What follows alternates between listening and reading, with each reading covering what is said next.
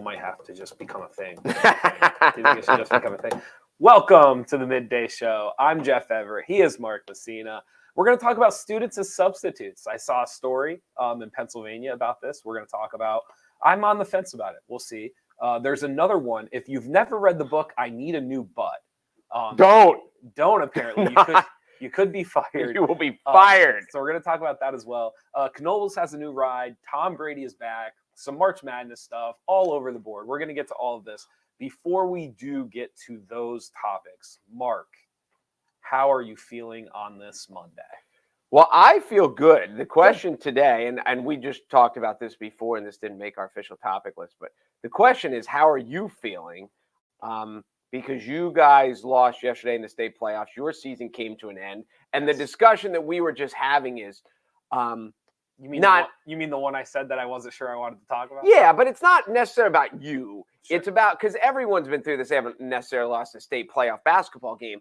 But whether it's, even for whether you're in theater, whether you're in the band or whatever, like I've always thought when people look at the last high school football game, and they think about the players, the immediate thought is it's the last time some of these players, but it's the last time some of the cheerleaders are going to cheer at a football game for the seniors. It's the last time the band kids are going to march. It won't be the last time they play because they have concert band and other stuff, but it's the last time they march and play at a football game. Sure. And the bittersweet, there's a depressing, especially in playoffs when you lose and you're done. Nobody goes into a playoff game wants to lose. But there's also a form of relief that the pressure's off. Sure. And it's a very odd thing that we've all gone through in different ways. It's a graduation, if you will. Yeah. That, college is the best time of your life. And when you're done, you're happy, but you're also not happy because you're not going to see your friends anymore and you're going to go their separate ways. So, yes, it's the end is always, I would say, bittersweet. Just confounding. What's funny? I actually think this goes well with our last topic, the Tom Brady. Because he can't find the end. He can't find the end. I've always found the ending very confounding. That's always the word I've come up with. I think regardless of how successful you are, anybody that puts time into something, whether you win a lot of games or you lose a lot of games or whatever, the time and the effort and the thought is still kind of there. And so the ending's confounding, and I've never really quite figured out how to feel. Like I just got done. I have been playing competitive basketball. Like I played varsity basketball when I was 14. I played in college. I've coached ever since. It's been almost 2 decades now. Not quite figured out how to feel about the ending of something. And I think that's the part of it, because your feelings are so contradictory. Sure. Because you lost. So, just now you guys lost yesterday. My team lost 2 weeks ago or whatever it was. You lose and you feel like crap because you never show up to the game wanting to lose or trying to lose. Sure. And then whenever you lose, you just feel like a loser. But there's a relief aspect, especially when you're going to look back, and when you're going to look back, you had a successful season. And I know when we look back, we had a successful season, even though we didn't win nearly as much as you guys compared, relatively speaking, we had a good year. Yes. So, and that, so there's a disappointment, but a relief at the same time. And the relief of, the pressure's off you, the grind is off you, you have more free time now to do things that you're going to sleep better at night. Like, all these things come in while you're tied. So there's things that make you feel good while you're tied with the fact that you feel like crap because you just lost. I think there's an idea, and I don't know how far down the rabbit hole you want to go with this. I think that one of the challenges for anybody coaching, teaching, anytime where people move on from you, right? Whatever job you may have, whether you're a trainer or who knows, there is an aspect where when you first meet these people, the goal is an infinite goal. We're going to get better every year. We're going to chip away at this, and so there's a growth aspect where it never ends. We're just going to get better every day, and we're just going to keep laying bricks until we. the problem with the last game isn't the scoreboard. It's that all your goals within an instant, within the sound of a buzzer, all of your goals become finite. It's the finality of it. And it is. And so it's just that idea of, it's not even that you're not ready for it to be over. Like you said, there's always a sense of relief. There's always, the grind, but there is this idea of how do you turn goals that have been infinite for some of these kids since they were, when you're in a public school system, some of these kids those goals are since they're in second grade, since third grade. And so after 8-9 years of having these finite goals of just like, I'm going to get better, I'm going to get better, I'm going to get better. And then it's just done. And those goals become finite and they are what they are.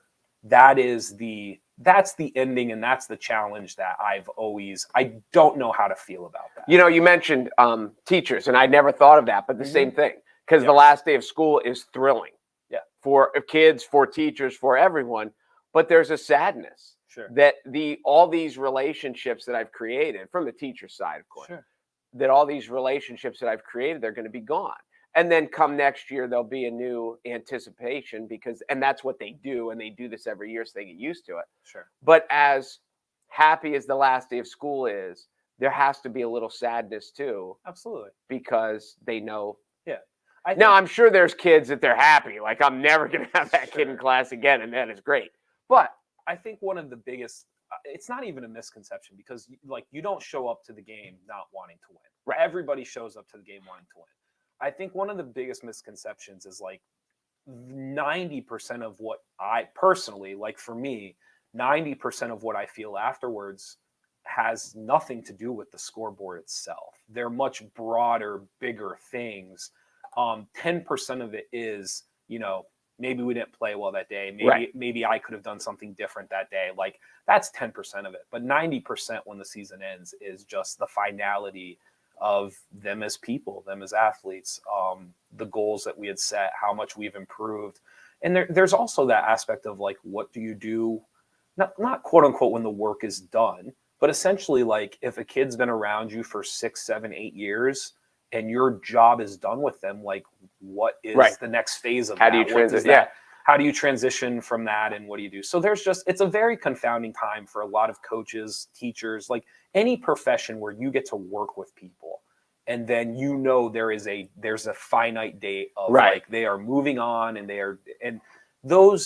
how you deal with those endings and what you do. I just don't know if there's a correct answer. Well, and that's why I say, a lot of people's jobs are just jobs, and they just keep going and going and going.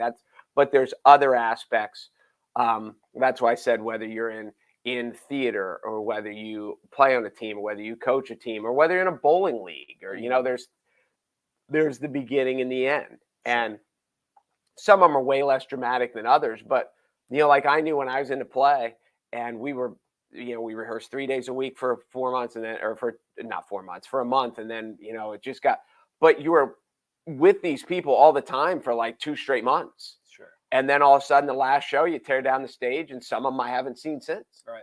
And it's just now you online, and but it's crazy. The thing that I thought when the season ended is you're right, that how quickly the transition. You're always building up to this climax, and then it's over, and it's literally like the king is dead, long live the king. Yeah. Because as soon as you're done. Now there's next year. Sure. And even if next year isn't starting again for a month or 6 weeks or 3 months or whatever sport you're in, it's still this one's over. Now sooner or later here, we have to move on, and it might be more sooner than later. Yeah. This is the unique, because I think I'm totally on board with people who go they're sports, they're just sports, and that's all. And I totally get that aspect. There are bigger things in life. There are other things to do. Sports, in my opinion, one of the most unique things about them, and you and I talked about this, we went through we actually looked, 33 out of 43 teams make districts in District 4 basketball. And girls is very similar. So my argument to you would be over 75%, over 3/4 of these teams are going to lose their last game. Yes. And so aspects in life where if I graduate, it is very much a joyous moment. Like the ending, Yeah, the okay. ending is a celebration. And Right. and like in job training, like I get my certificate and I am successful. And now I'm moving on to the next.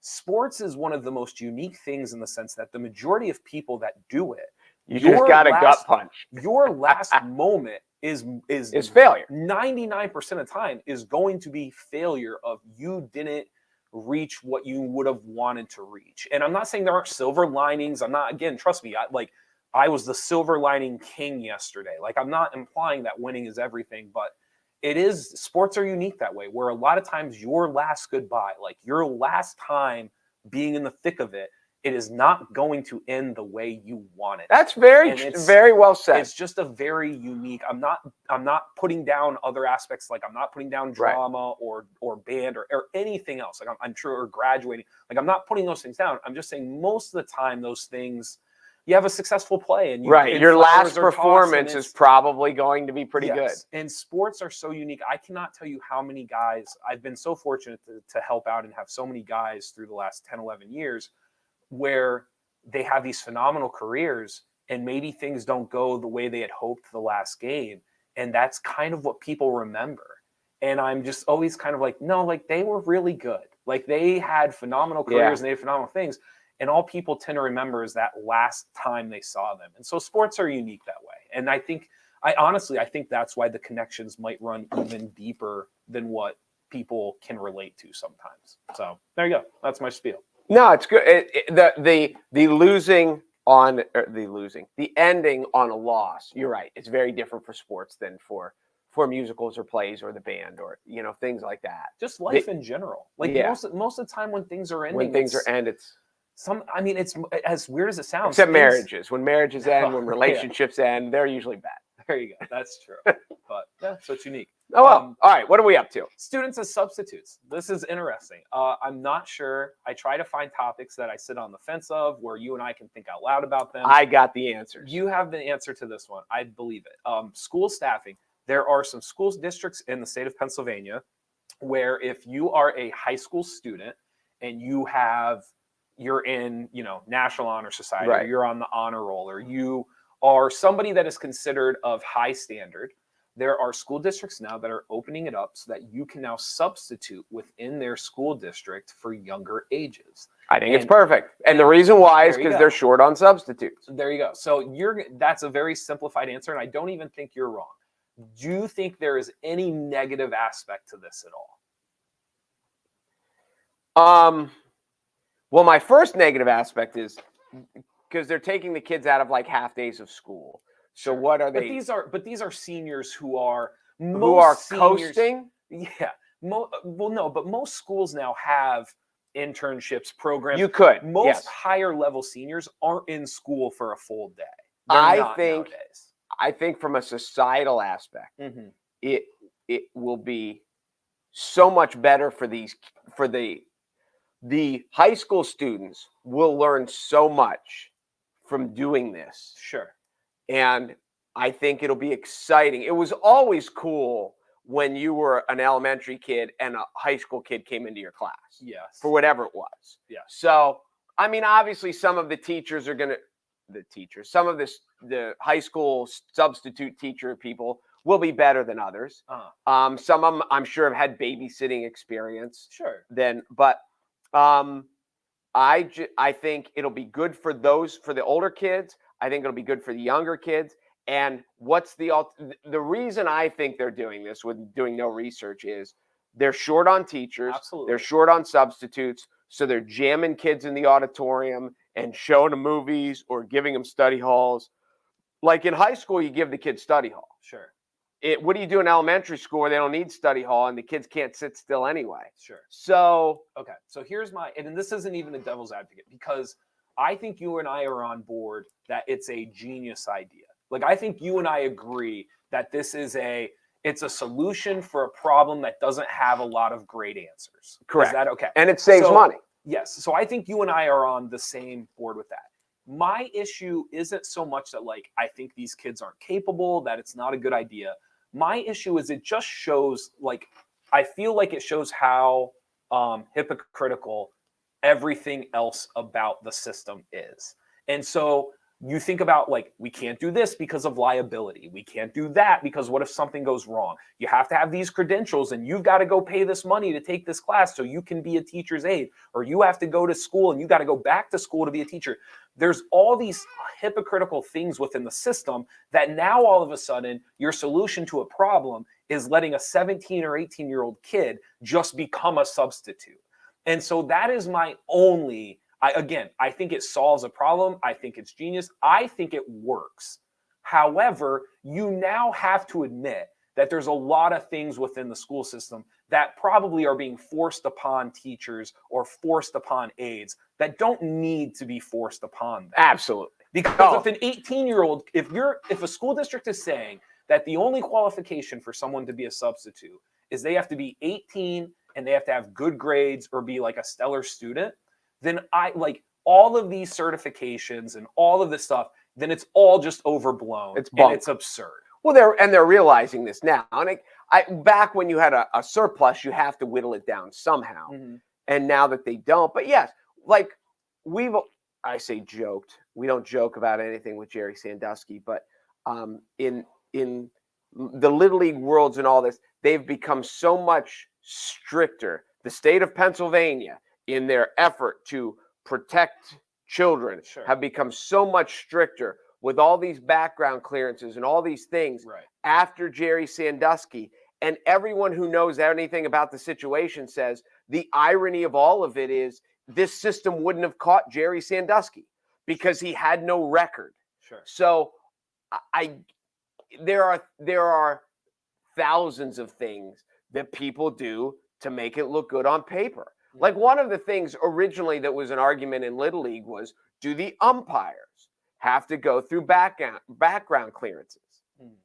And we're like, and I don't know whatever became of it because I'm not on the Little League board anymore, but we're like, the umpires are never alone with the kids. If a guy's sitting behind home plate calling balls and strikes, there's no kid in danger of being sexually assaulted because they're in public and they're here. The coaches, I get. The umpires, no. The concession stand worker, no. Like, so they just make it sound like, oh, if we check everyone, then it'll be great. Well, then you have people that come up, they don't run a background check because they have a DUI, and they don't want people to see that they have a DUI. And there's a lot of that it I don't want to say it causes more harm than good, but that's not fair. But at the end of the day, it keeps coming back to the fact that their system to protect kids wouldn't have protected the kids from Jerry Sandusky anyway. It just looks good. I kept trying to put myself, like if I had a 6-year-old and they came home and they told me that their substitute that day was like one of my players, right? Or like somebody within the school district that I knew. My first reaction, I don't think I would have had a negative reaction. I also think I'm in the minority there. I think most parents would not be thrilled if their kid came home and told them. Well, and in a snapshot, yes. But what happened the day before and the day before and the day before when your kid didn't have a substitute? And they had other teachers that were, who I think is in support of this is the other teachers. Because they end up having to cover during their planning period. So their day gets longer. Now they don't have a planning period. Now they've got to do all their planning at home. So I think it's a worthwhile experiment. And it's not like I think it's genius. Like I think it is genius too. It's weird because my bigger issues aren't with the actual kid doing it. My bigger issues are we gonna keep then pretending that everything else around this is worthwhile or necessary? Because if an 18-year-old can come down and substitute a group of second graders, then maybe our aides don't need to spend hundreds of dollars getting certifications. Maybe our teachers don't have to go back to school and get a second degree. Like listen, and I know. It just doesn't make sense. It sounds good. Yes. That they say, we make our teachers go back and get a master's degree, and we make them get and I know it doesn't make them better teachers. No. The teachers that are good, and the teachers that aren't just stresses them out and wears them down even more than. And it costs them it costs the school district money. Yep. and then it provides more money to the world of academia, but it doesn't make them better teachers. No, So it's not. no, I'm with you. So But it sounds good. interesting. It'll be interesting. It'll be curious to see. I mean, if it's successful and there's no stories or everything goes off without a hitch, I don't see why it couldn't grow across the state. Absolutely. At all. I'm with you 100%. Okay. This one's interesting. For anybody who's never read this book, there is a children's book. I actually bought this book. You say this for anyone like people have read it. I think people know what it is. You don't think so? I'd never heard of it till today. I think the average person, well, maybe not. Now, my kids, what was it, 2012 it came out, I think it said? Yeah. My youngest was 6. Okay. So it was well, I guess it could have been in his age group. But it might not have gained steam until probably not. That's the other part too. It all depends on do you have someone to buy the book for? Like if I didn't have nieces, I'd have no idea this book existed. You know what I mean? What book is it, Jeff? It's called I Need a New Butt. So this is a children's book. It says in the book it is for ages 4 through 10. Can I read the description of the book? Absolutely. Okay. So I need a new butt. Will he choose an armor-plated butt, a rocket butt, a robot butt? Find out in this quirky tale of a tale which features hilarious rhymes and delightful illustrations. Children and parents will love this book. No ifs, ands, or buts about it. So I liked, which I missed the first time. Yes. A quirky tale of a tale. Yes. A TALE. Yes. Of a TAIL. That's correct. So essentially, not to spoil the book for any of our adventurous readers, there is essentially what happens is a kid discovers for the first time, because kids don't, it's that mere first time recognizing yourself in the mirror moment. It's the enlightenment of life. Yes. And a kid realizes that his butt has a crack. And so it must be broken because things that are broken have cracks in them. So essentially what the book does is it goes through and it explains this kid envisioning how he could find a new butt or replace his butt because his is broken. His is broken. So he, one of the examples I gave you, there's a great illustration. He's walking past a car and he envisions his butt having like a bumper and headlights. Like I could have a bumper butt and it would be protected. And so all these different things. Very funny book. The illustrations are very colorful. It's very unique. A assistant principal in Mississippi read the book to a second grade classroom and was fired. So this is when I first saw this, I was shocked. First of all, I thought some teacher was getting roughhoused by the administration. It was an administrator. Story, just a quick.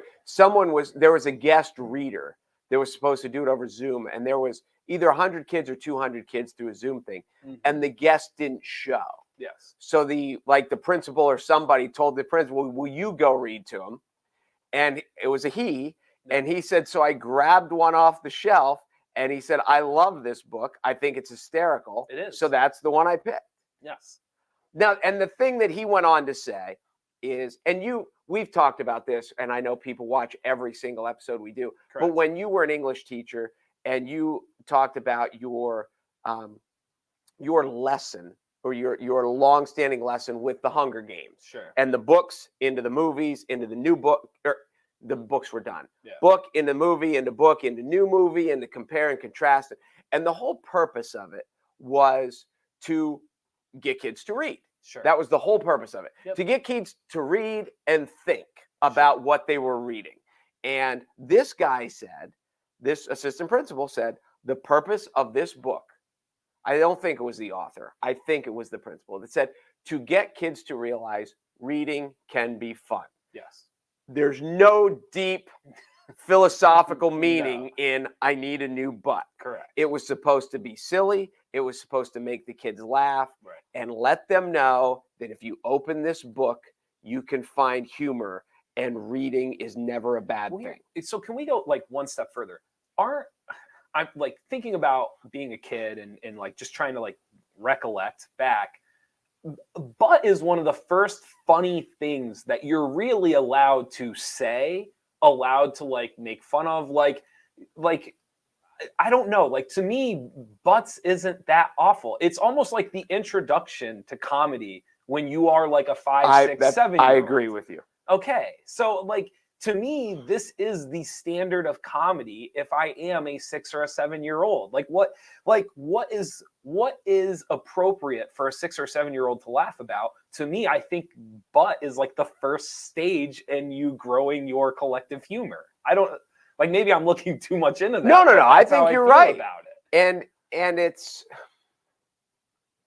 I don't know. I just the act of taking themselves too seriously. And again, this is going to be very stereotypical, and I don't mean to be, but I will.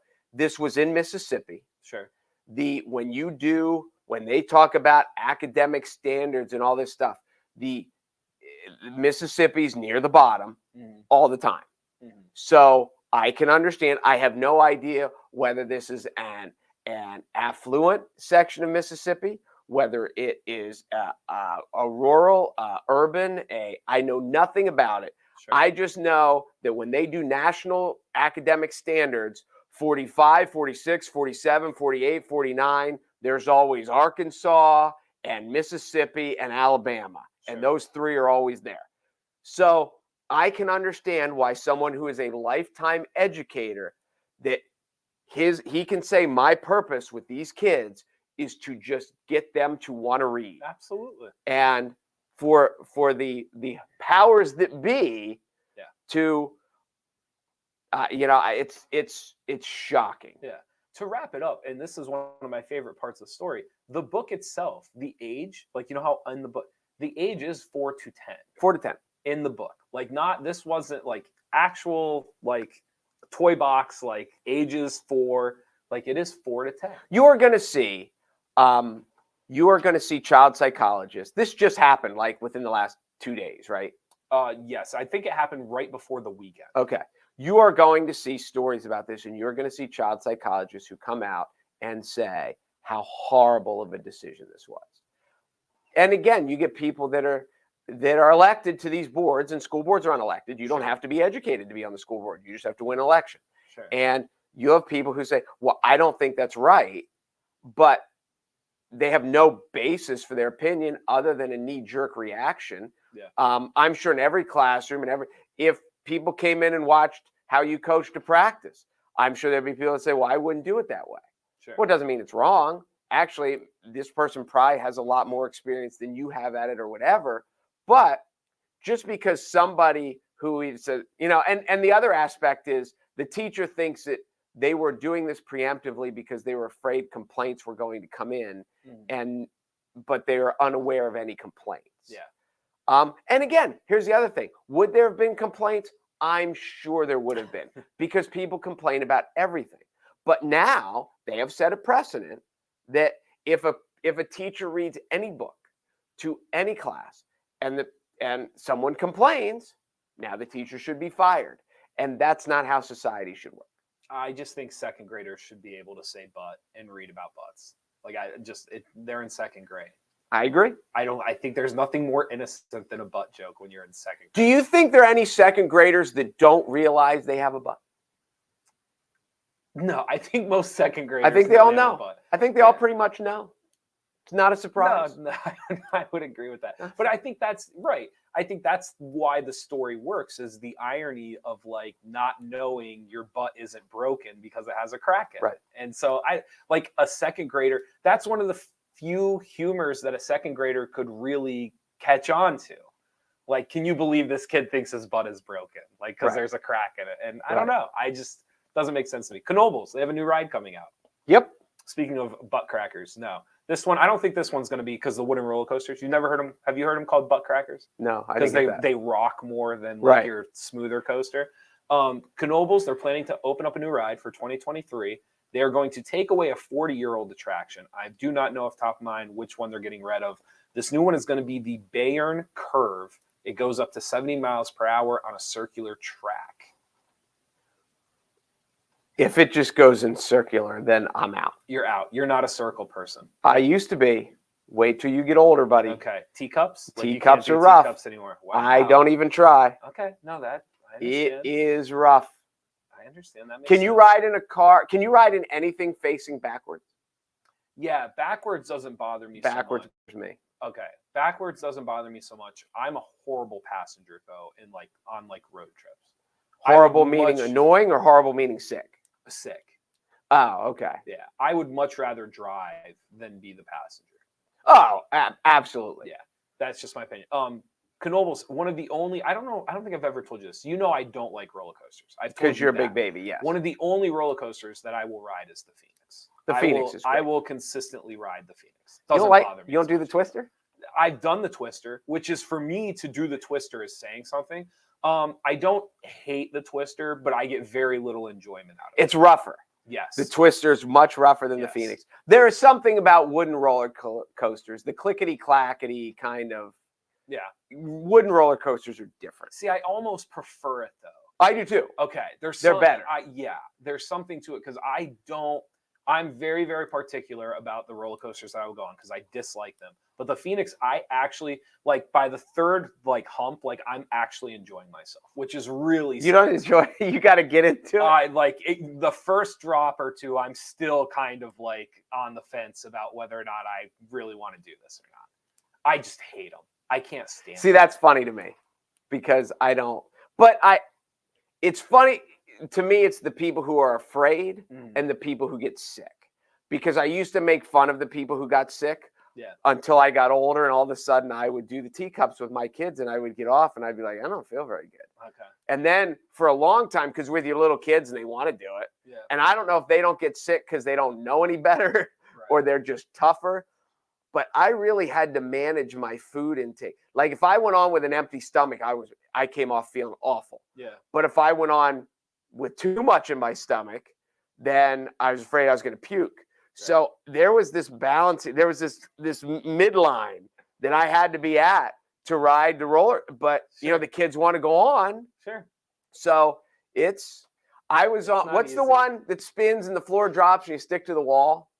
I know which one you're talking about, but I can't think of the name. I almost told the guy to please stop. Really? And then I was like, I'm not doing it. I will puke before I'm that guy begging the ride. Have you ever been on a ride and people are begging to stop? Yeah. And you're just like, that's you? I mean, I probably not, but like I've been on a ride. Like I have a great, like this comment, so many great Knoebels memories, especially that log flume ride. My grandfather once made me go on the log flume. I was probably 8 or 9. And I mean, I was bawling. Like I wanted nothing to do with this log flume ride. And we get up to the top and we're going down and I'm just miserable and my face is red and everything else. And then they snap They got the photo. picture. Yeah, they snapped the photo. So I'm pretty sure we have the photo somewhere of me going down, my grandfather behind me. I was like, and the funny part was I could be incorrect. If you know, comment. I'm pretty sure because I was being such like, I was like, I'm not doing this. I'm not going. And my grandfather was a big dude. I mean, he was large. And so he just kind of kept grabbing me and just kind of moving me up the line. And then I think him and I are the only ones in the log flume because everybody else went in other flumes. And like the only way to get me to go was like for him to sit with me and hold me like into the flume. And so I think it's just a picture of him and I on this log flume. And I am like just a mess because I was so mad. That's awesome. Really, really mad. There was also a time, I don't know if I've told you this before. There is I think it's called the Rock and Roll Coaster. At Disney? Yes, at Disney. Yeah. And so it's in the dark, right? Mm-hmm. And so I did not know it was a roller coaster. Okay. And so we pull up and my cousins and we're like about to walk into the line and they're like, oh, it's not that bad. Like it's nothing else. And so you get through. And then as you finally get through the tunnel and when they start to break you up into your things, we get there and you know how it starts off is it just shoots you. Yes. Like, I mean, 65, 70, I don't know what it is, but they just fling you out in this coaster. So I'm standing there and it's the first time. And I just turned and looked at everybody and I was like, do not talk to me the rest of the day. Because they had lied to get me onto this. How old ride. were you? 16, 17. Like I was pretty upset. Do not talk to me the rest of the day. You know what that sounds like? So a 16-year-old. It was a 16-year-old. Girl. So a 16-year-old girl, so not a guy. So we get into the ride and I'm just a mess. And it shoots us off. And the initial thing, like I was dead. But here's the funny part. That coaster's in the dark. You remember that? Okay. So the funny part is once the ride started, It was one of the best rides I'd ever been on because you just feel like you're Right. floating, like Right. you're not doing anything. So in hindsight, so I'm going through this ride and in my head, I'm thinking like, this is awesome, but like they lied to me and I can't. So I get off the ride and I held a grudge for a solid like 30 minutes, an hour. Even though it was awesome. Walking through it. Just to prove a point. Because they lied to me. So I just Well, I've tried to told prove you a this point. story. This is my worst this is one of my worst parental moments. Okay. There's the fast track line. Okay. Then there's the normal line. Yes. And then there's the single line. Okay. So my son was 6.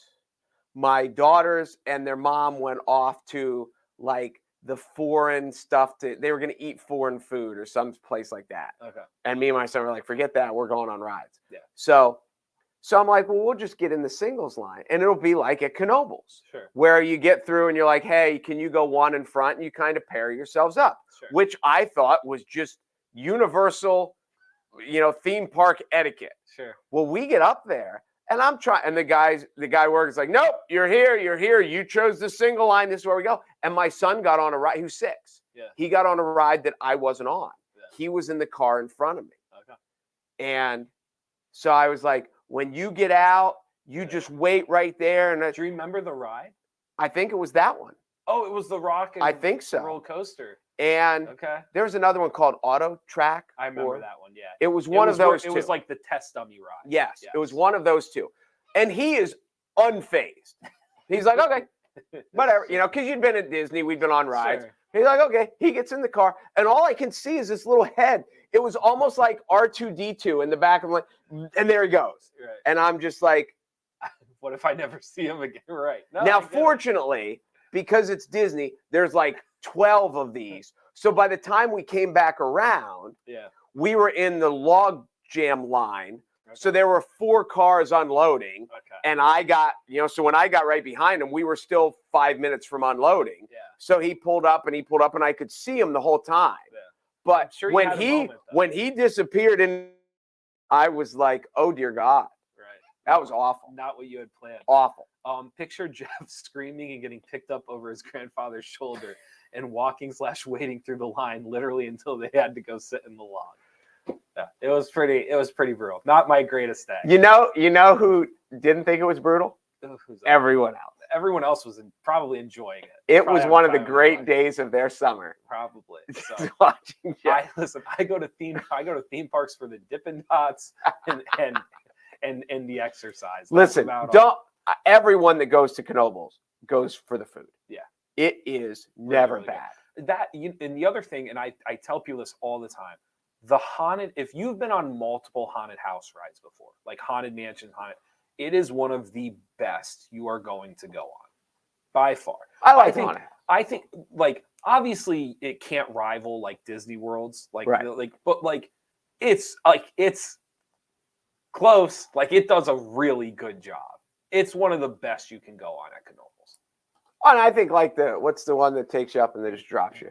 At Disney, it's called the Tower of Terror. Yeah. But Stratosphere? Yeah. Is that what it's called? The beauty of that too is you just get so high and you get to see so much. That there's that. You don't do the Stratosphere? The Stratosphere is a blast. It is a blast. Real quick, do you want to do Tom Brady today or do you want to save Tom Brady for tomorrow? Your call. If we can do 5 minutes. I think there's some things to talk about. First, I'm not surprised. Are you surprised? Not at all. Okay, neither am I. Second, do you think more people are happy or upset? Happy. Okay, I think more people are perturbed by it. Football fans or people? It was so funny. My cousin sent me a text and he said, can you believe Tom Brady tried to steal the spotlight on bracket night? And I actually texted back and I said, I actually think it's the opposite. I think Tom Brady knew there were going to be people that thought this wasn't the greatest. Tried to bury it. And I thought he was trying to bury it. That's a good theory. So listen, the guy didn't commit a crime. Like, I'm not sitting here saying like Tom Brady did something wrong. I'm just saying like, I think most people saw that last night and they were much more, is incredulous the word I'm looking for? They were Incredulous is a good word. I'm not really sure what it means. okay. I think there were people that were much more on the negative side of it than they were on the positive. This is what I think. And you may be right. This is what I think. Yeah.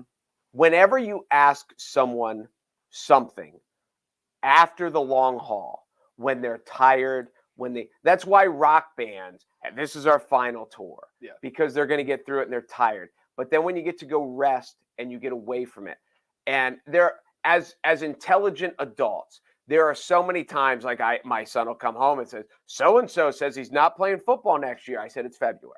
Sure. It's easy to say I'm not playing football in February. Wait till all your friends are going to football practice, and then we'll find out who's playing and who isn't playing. Sure. Because what people say in the moment has a lot more to do with their feelings in the moment than what they really mean. Right. And we hold these people to all these things. The other aspect that we've talked about here in a psychological world, you told this story a little bit ago about the guy who went to the gym for 5 minutes a day just to get himself in the habit of.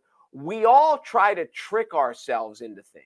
Sure. And I remember the first time I'd ever really thought about this, I remember Tom O'Malley, who's the former professional baseball player. He's a Montoursville grad. He coached softball at Loyal Sock. He coached softball at Southside. I think he might still be at Southside. I'm not sure.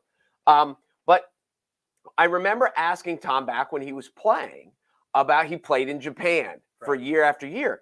And he had a 1-year contract and a 1-year contract. And I said to him, why don't you sign a multi-year deal? Won't you get more money? Sure. And he said, because mentally I can handle telling myself I have 1 more year. I can get through 1 more season. If I signed a multi-year deal, I don't know if I can, how it would do. And I remember my brother's last contract was a 2-year deal. And the Yankees were only offering 2. He could have got 3 from other places. And I remember he had said, I don't even think he said this to me. He said this to a mutual friend. He said, I knew if I had 1 good year and 1 bad year, then I would know, well, it's time for me to be done because I've got to the end.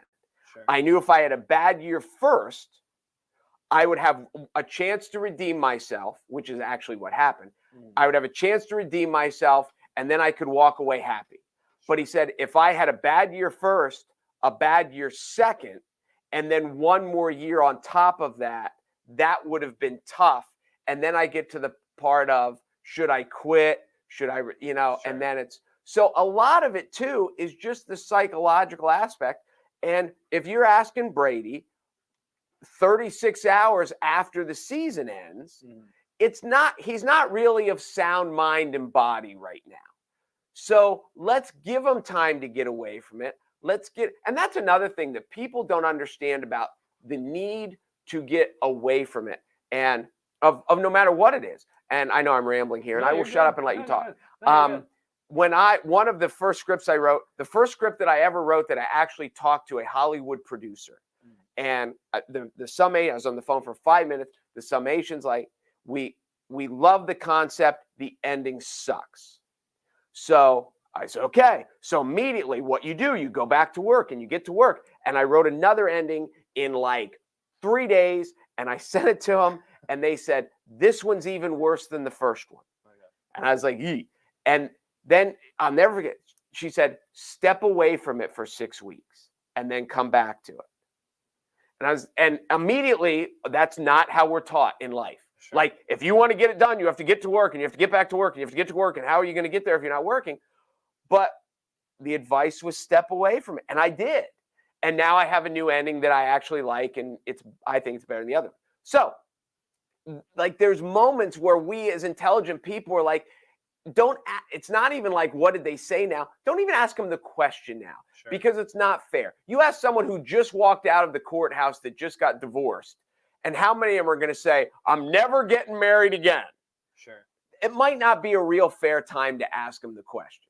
So the fact that Tom Brady announced 20 minutes after the season ended that I'm not playing again, even though, and just so everyone knows, he led the NFL in passing yards this year. Sure. He's not he's still good. Right.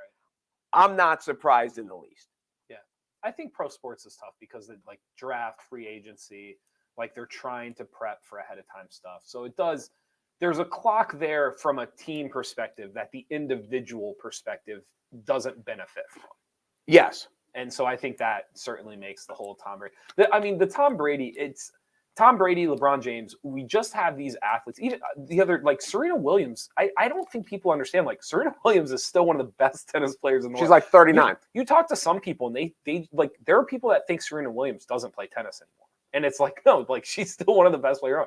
We're just this era of the like everlasting athlete. I don't know how else to describe. Right? No, I'm with you. But like I just don't know how this ends for these guys, because I honestly, I'm not saying Tom Brady should have been done, but I was happy for him that it felt like he had sort of concluded or figured it out on a high.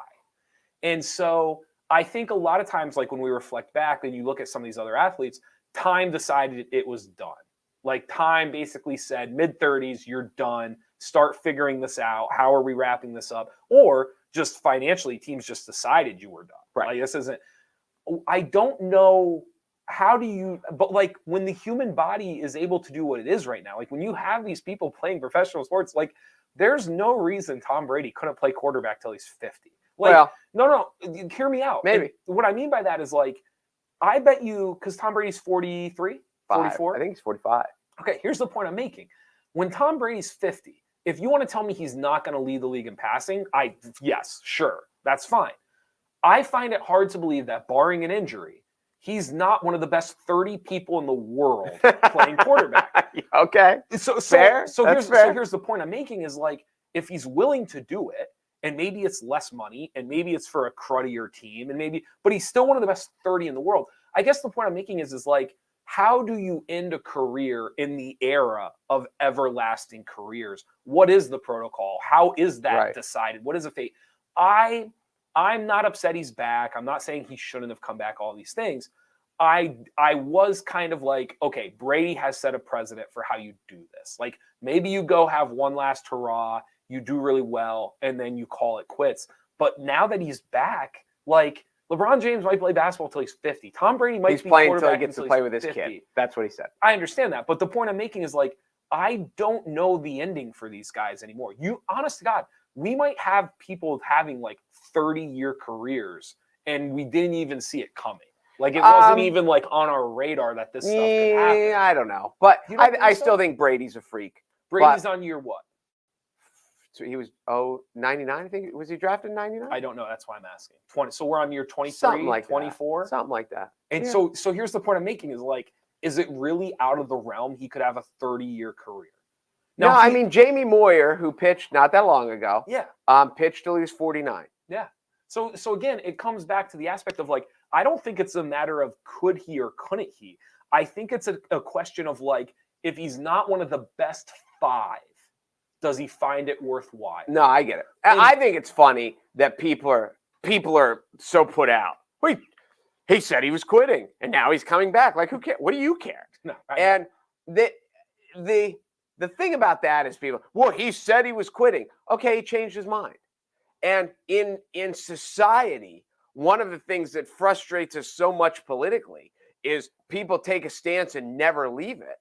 Sure. That, like, shouldn't we applaud people who reflected and decided, I made a mistake, I publicly made a mistake, because he knew that in coming back, he was going to have people that were thrilled, and he was going to have people that said, well, then why did you quit in the first? If you didn't really want to quit, why did you quit? Well, the funny part is I actually think he did Tampa Bay a little bit of a favor, because I think what it did is, like, if Tampa Bay wanted to do something, they could have. Like, he at least gave Tampa Bay the window from, like, the last 2 months where if they wanted to trade for another quarterback, they could. And if they wanted in free agency to go after somebody, they could. And so in a weird way, like, I think he did Tampa Bay a huge favor retiring. I do, because it gave them this 2 months of like, well, like, what do we do? What does it look like? Yeah. And then he's like, you know what? Like, I don't think I'm done. Like, would you have me back? And they're like, great. Hell yeah. And they're like, great. Hell yeah. So like, from a team perspective, if I'm a Tampa Bay fan, he did you a huge favor twice. I think him retiring was a favor, and then I think him coming back was I a agree. favor. Well, I think, too, that people, this happens with rock bands all the time. This is the final tour. This is the final tour. And I know we all assume that they do it for the money.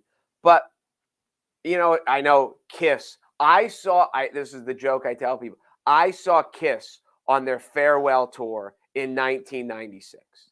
They're going back out again next year for the end of the line. You know, who freaking knows what it is. Okay. And I heard last time they went out, I'm not even sure how much they really sang. I think it was over vocal tracks and all this stuff, but be that as it may. Like, I can understand after you've done 80 shows in 30 countries and you've done all this stuff, and then you're like, I just don't need this anymore. But if you're a rock star and this is what you've done your whole life, then after a while you miss it. And you're like, maybe I do need it one more time. Right. And we've seen, you know, how many people have never been in a relationship where they were together, they broke up, they got back together, they, you know, or with jobs that, you know, I can walk away and I'm not going to walk away. It's hard. Yeah. Life is what you feel today may not be what you feel 3 months from now. Sure. And to condemn someone for having a change of heart is laughable to me. Yeah. I go back and forth about and then we have to go. I go back and forth about the Kyrie Irving thing. Because remember, we had conversations about, for those who don't know, Kyrie Irving was a basketball player for the Nets. He still is. And he decided like midway through the year, like he just wasn't going to play anymore. Then there was a vaccine mandate. He was unvaccinated. So then there was this whole dispute about could he play in New York? Couldn't he play in New York? So, but the point I'm making is there have been points in Kyrie's career the last 2 years where one part of me, I'm just like, he's abandoning his teammates. Like he's not putting forth the full effort that like you need to win and all this stuff. And then the other half of me is kind of like, he's like, there's things other than basketball that Kyrie Irving's probably really interested in. Like like you and I come in here and we talk about coaching, but like, I think you've been shocked at the things that I find interesting or like, I'm sure there's parts of me that you're like, I had no idea that he would have thought that was cool or that he would be interested. So it's the other half. Actually, I don't think you're interesting at all. There you go. The other half of me thinks like, I'm shocked more athletes don't do what Kyrie Irving does. And they don't say like, you know what, like, I'm just going to take these 3 months off. And like, whether, if you like it, you like it. If you don't, you don't. But like, I'm going to take these 3 months off because I want to do X. And like, I'll be back in May. I'm shocked more high tier athletes don't do it. See, I'm not, because to get to be a high tier athlete, like you have to be driven to just win. You can't.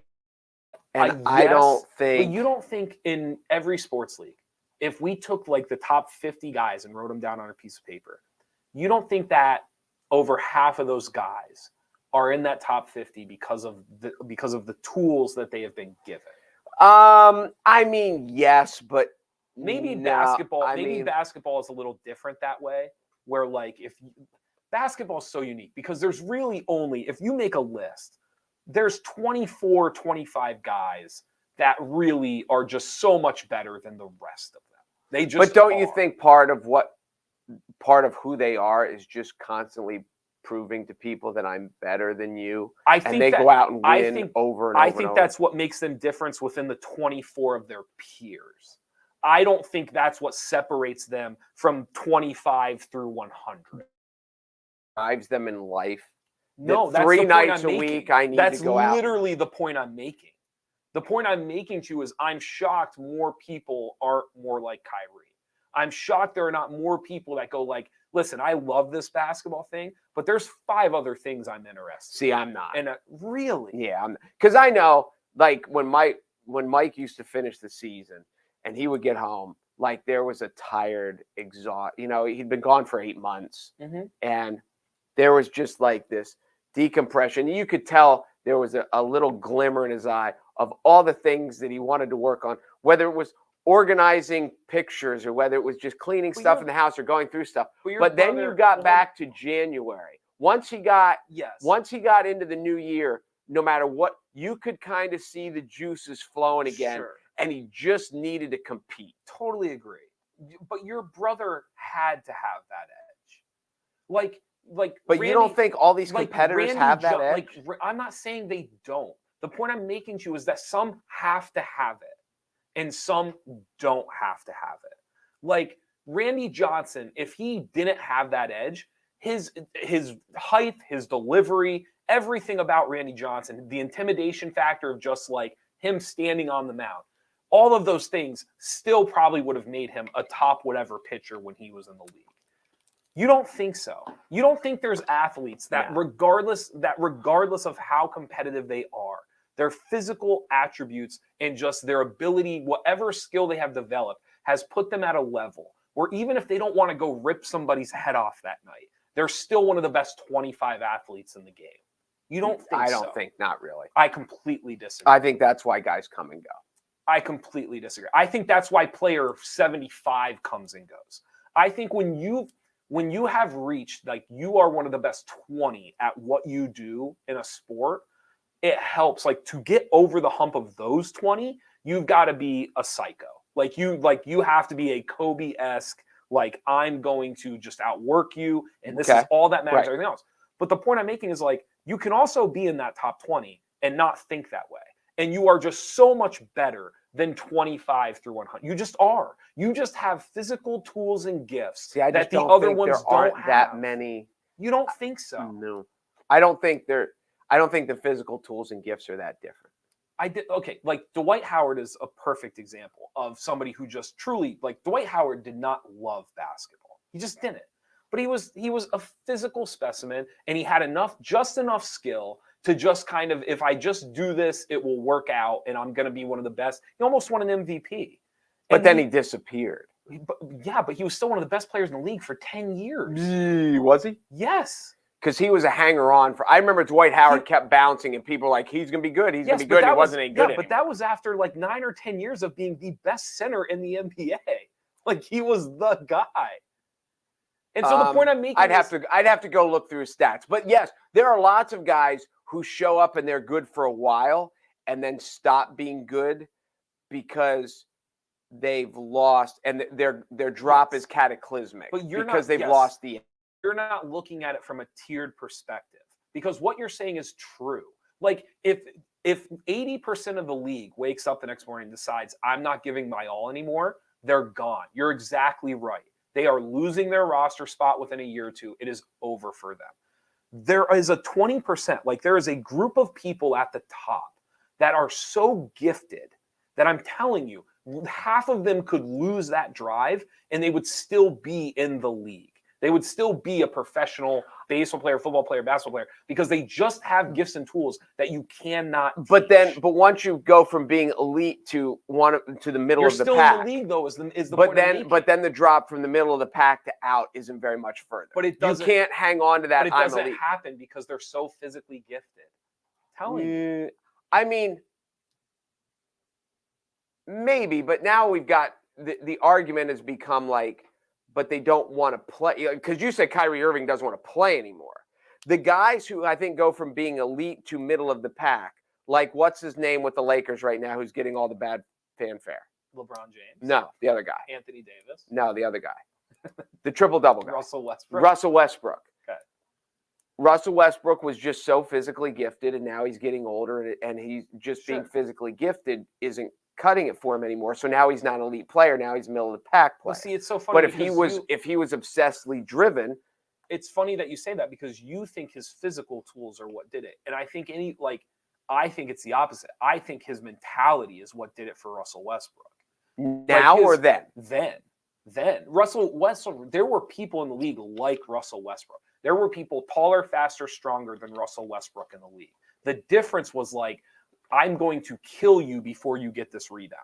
The difference was like, I'm going to run you over before you stop me from scoring this basketball. So as gifted as he was, I think his mental aspect. So that's what's funny. So you think he's just gotten complacent?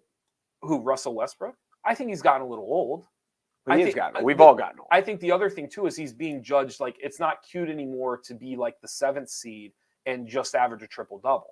Like, he's not playing for the Thunder or the Wizards. Well, he's a different situation. Now it's about winning, and like he's doing the same things he's always done, but they're not winning, and that's the difference. Well, okay, so to go back to the original point, when you're talking about guys wanting, I think greatness in anything comes with almost with excessive drive, with very, very few exceptions. Whether you're a movie maker, whether you're a businessman, whether it's whatever, there's very few Fortune 500 guys who worked 8 hours a day, 40 hours a week that got to where they are. They are incredibly, incredibly driven. And I think even after those people, it's why Steven Spielberg makes movies, and all these people, because they can't turn that. because that drive is who they are and how they prove themselves every day. And then they can't just turn it off and say, now I'm going to go be a photographer. There's also a lot of people in that Fortune 500, especially now, this is going to flip a lot. There are people that money was handed down. Like they were able to use physical gifts or talents, or in this case, a surplus handed to them to get them to where they are. And all I'm saying is like, you can be a top 25 in whatever. And it doesn't mean that like you didn't earn it. It doesn't mean that like you don't belong there. But the point I'm making is like half of them probably would rather be doing something else. Well, in the inherited world, yes. Okay. You can't inherit a guy. Michael Jordan's kid didn't get to go to the NBA just because he's Michael Jordan's kid. I didn't say that. No, but I'm saying in the sports world, all those guys still had to earn it, had to be driven to get there. Yes, I do understand the rich kids that inherited their way to the Fortune 500 or took over daddy's company.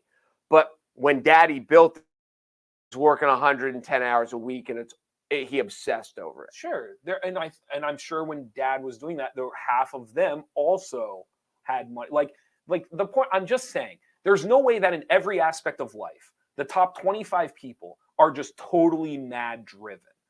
Half of the people within that top 25 either had a head start, either were handed a favor, have physical gifts, physical talents. They might see things that the rest of us don't see.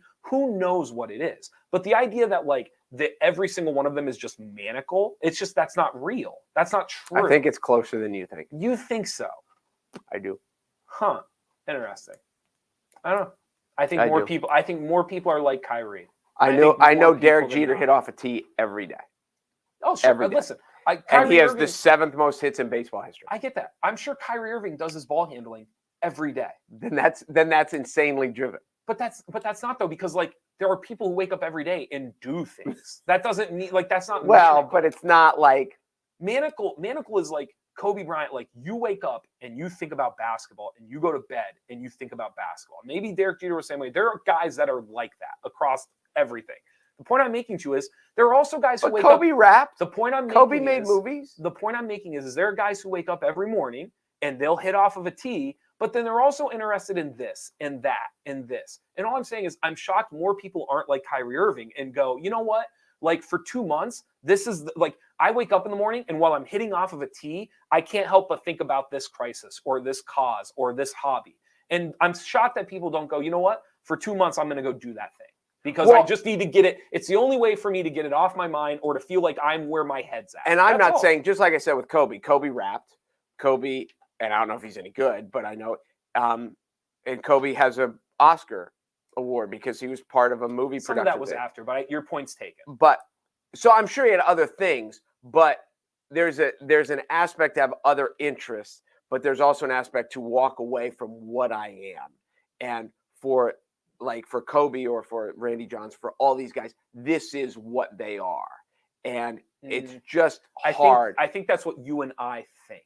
And I think what's happening more and more often now is like people get upset. Like Tom Brady's a human. Like he thought he was going to retire, but he's not. Like Kyrie Irving's a human. He thought he loved basketball more than anything else. And then he was like, you know what? At this moment in time, there's things bigger than this. And I don't like until I got to go do these things until basketball means as much as it did. Like, I think what's happening more and more often, what we're realizing is that like these guys think about other things. There are other aspects of it, and there's other things that they have and want to do. But doesn't Tom Brady come back to my argument that he could do anything in the world, and he's still doing this at 45 because he can't get away from it. I don't know. I guess like just to circle back, this is a great way to come back to Tom Brady, because this was the other thing too. I don't know. I just think this was a football decision. I don't think it was like, oh, there's nothing else in my life and I can't be around my family. Because that's the other thing. People are making jokes like, oh, he said he wanted to spend more time with his family and went and spent 2 months with his family and he comes right back. And his wife said, go back to work because you're driving me nuts. But I don't think that's what it is. I think he like went out there and he finally, like he said, he took 2 months, did the things or thought about the things or saw whatever there was to see and realized like, okay, I'm good. Like, let's come back. I would argue that proves my point, which is I'm shocked. No, I'm not. Yes, I think there's an emptiness. I think he felt an emptiness without football. I'm not saying that guys should quit. I'm saying I'm shocked more people don't look at it and go like, you know what, for a month or two, I'm going to go do this thing. Well, that's the And off that's exactly what they have Tom the Brady. off season. Yeah, but that's different because the off season is worked into like their preparation. Dude, like you said it, the best of the best aren't having an off season. They're not. Like, but they do enough. I Like don't know, even I don't know in about Michael baseball Jordan's and- prime, I he don't know filmed. about baseball and football, but in basketball, the off season is everything. It is everything. But he still filmed Space Jam in the off season. Yes, but he they still had a- played golf they had a- every day in they the had a- off season. Are you talking about Michael Jordan? Yeah. Okay, but Michael Jordan was a freak. I Michael Jordan get it, didn't but there's still. sleep. I do get that. I know he didn't sleep, but there are like LeBron James filmed this movie in the off season. Yeah. There's still an off season. I know. Shaquille O'Neal made rap albums in the off season. You're also using the one of ones. And again, there was three. But Kobe was one of one. Shaq was one of one. Like Jordan was even Jeter was one of one. The examples you're using are like the upper echelon. What I'm saying to you is like there's 25, 24 guys in the league that shift it. Like they can by themselves decide what's going to happen in this league, depending on where they play, how hard they decide to play, all these things. And I'm just saying there's no way all 24 of those people are like maniacs or like are Kobe's or Jordans or Jeters. They're just not. Like you have Kyrie Irvings and Dwight Howards, and you have these dudes that are going to be the best of the best. But realistically, there's no way mentally they are as locked in. They are human beings, and they are thinking about other things. Well, they have other passions and other loves. I don't disagree with that. But I know, like Prince filmed movies, but Prince was Prince because he was obsessed. Yes, and I saw an interview. Give me an example where they're not the best at what well, they but did. you were talking about the top 25. Like who's the 23rd best R&B singer from 19? Like you know what I'm saying? Like give me. But they don't get to be there and without being obsessively driven, and then. I don't know. I think there's a lot of musicians who make very good money and probably have like an award or two on the fireplace mantle that didn't devote their entire life to music. I think they had other passions and other hobbies. Really? I think they falter because they can't write another hit because writing hits is a lot harder than people think. Sure. But there's a reason that Denzel still makes movies.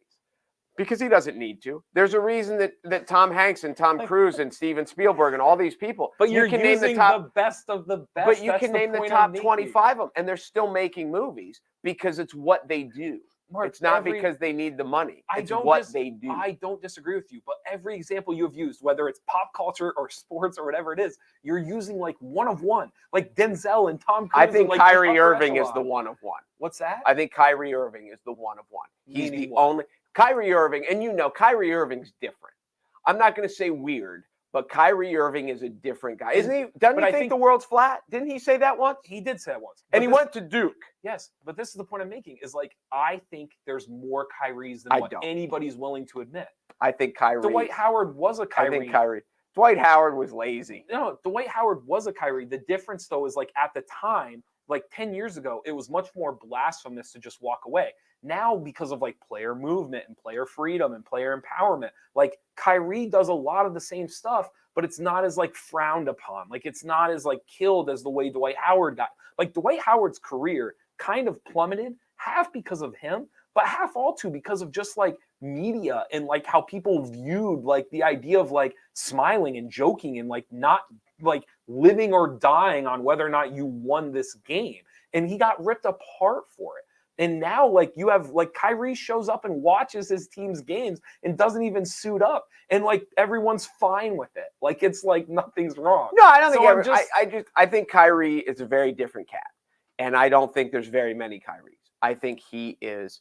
I mean, you see guys that are hurt and miss a whole, and Steph Curry didn't need to come back, but Steph Curry has to come back. And there are, I think, to get to where they are, it is so much harder and takes so much more drive. Those are two. I mean, we're going to agree to disagree. I think those are two different things, because I think like having the drive to get there is very different than having other things you want to do, having other interests. You can, again, people can wake up every morning and hit off of a tee. It doesn't, then the question is like, did Derek Jeter continue to think about baseball, or did he go out and have other passions or hobbies? There are dudes that hit off of a tee every day, but they still have things they're more interested in. And don't get me wrong, there are guys that have walked away in the middle. John McEnroe did. Bjorn Borg did. So there aren't what's his name? The running back for the Ricky Williams did. But Ricky Williams was a quote unquote weird guy. Sure. Ricky was different. I think this is you keep like you didn't call Kyrie weird, but like to your point, like he's different. He's abstract, like he's outside the box. Okay, Ricky is like abstract, like outside the box. I think there's more dudes like that than what people are willing to admit. I think the ones that are outside the box, we see them immediately because they're outside the box. You know who was like that? Are they just willing to be outside? You know who was outside the box? Rodman. And you know what he did? He played basketball until he couldn't play anymore. But I think those people are more willing to be outside the box. Again, you keep coming back to that too. I'm not saying that these dudes should quit. I'm saying it's shot like in the documentary, Rodman goes to Vegas for 48 hours. Like this is the 48 hours. Like this is the point I'm making though. Like I'm shocked more athletes don't like, hey, like this is on my mind. Like for a week, I'm just gonna go do this thing. I'm just shocked more athletes don't do it. That's I think that they're adults, and I think that lots of people have that, and at their job, but they just have to go, and they have family, they have other obligations that they're obligated to, and they know that if they pack up and leave their team, then they've left their team in a lurch. So I think people don't do it. Just like the reason that people show up for work even when they kind of don't have to, because they know if I don't show up, so and so has to cover for me, and that's not fair. I think it's going to happen more and more, and I think it already is. Especially like when you look at basketball, it's already happening. Guys take weeks off. Guys say like they have a hamstring. Like it happens all the time in basketball. Mm-hmm. Dudes filming shows in the middle of the season. Maybe they're wimpy. Stuff. No, I'm just saying. I think we're coming to a point in professional athletes where like it's okay for them to not think that this is life and death. Maybe it's just basketball because I don't see it happening in other places. Really? You don't think so? Brady just came back. Brady can't leave. He can't. He tried to leave and he can't. I need to play football. I know. I think the one game a week, and I think being quarterback helps that. Probably. I think mentally he's fine. And I think but I think the mentalness of quarterback is a grind. I don't disagree, but he's mentally like he knows what to do. He's been through it like that. Like he's in a rhythm with that. I think what helps him is the physicality of like he doesn't get hit very often. He understands when he's got to let go of the football. Like he doesn't try to do too much with his feet. Like he gets it. No, but there's an achiness that you don't. There's an achiness of being 45 that just happens with 45. Like I hurt my ankle 3 months ago. It's still not healed to the point that I think I may have broken the bone or whatever. Well, when you start to compare, to compare your health to that of Tom Brady, it's time to end the show. But no, like you will, as you continue to get older, I already feel it. You will wake up with pains, and you didn't do anything to. I can relate to you. It just cracks me up that you think you can relate to Tom Brady. I'll tell you this. I wanted to tell this. I was laying in bed watching a movie last night, and I got I've never had this happen before. I had a shooting pain from my knee down my left shin to my foot. Yeah. And in like 2 seconds, it came and went. Yeah. And I've like right down my shin bone. I was laying in bed. I have no idea what happened. You're gonna have and normal people have. Now maybe Tom Brady. Every old person has this. Maybe Tom Brady missed it. Well, I was gonna say you might have to call Tom Brady and talk to him about it since you relate more to him than you do. You get my point. You get my point. I do. That was a good. I will say this. I relate more to Tom Brady than I do to Kyrie Irving. I will say that. That's fine. I think I would argue the majority of us feel that way. That was a good one. That was a good one to agree to disagree on. All right. Anything else before we go? We have Joe Smith on tomorrow. We have Joe Smith on tomorrow. NCAA tournament starts tomorrow. We'll go through with who's going to win and who's going to lose because we know all the answers. Oh, we should give shouts out. Good luck to South Williamsport girls. Oh, the South. How about everybody won again? Good luck to St. John Newman boys. Good luck to Mount Carmel girls who will play South. It's tomorrow, isn't it? I'm not sure when the days are. We're just saying good luck. And then good luck to Southern Columbia girls who I think I got everybody covered there. Did Athens lose? Athens boys did lose. Did Central Mountain lose? Central Mountain boys did lose. Good years, but unfortunately they got knocked out. Well, you get this far and everybody's loaded. Yes. But yeah, so in the final four in the East, yes, 3 of them are from girls 2A. The girls 2A. Yes. 3 of the 4 are in. They've all survived. Yes. And this is so when you get why do they take the top 3 seeds? Why do they take all 3 seeds? It's incredible. This is once in a lifetime.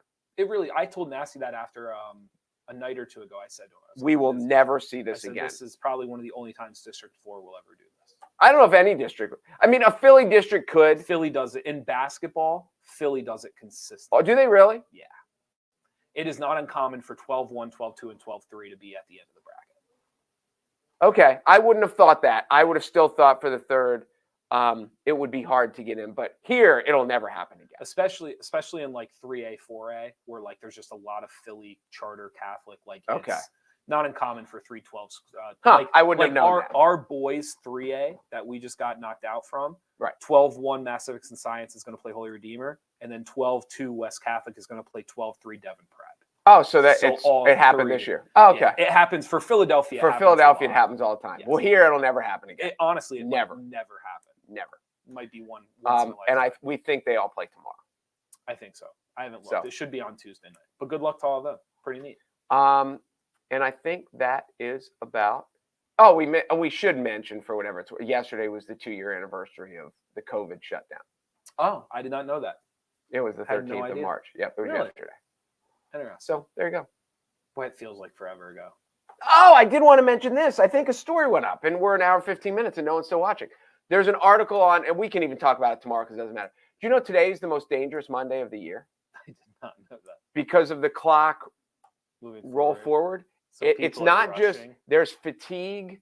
There's like driver on the way to work. There's more accidents.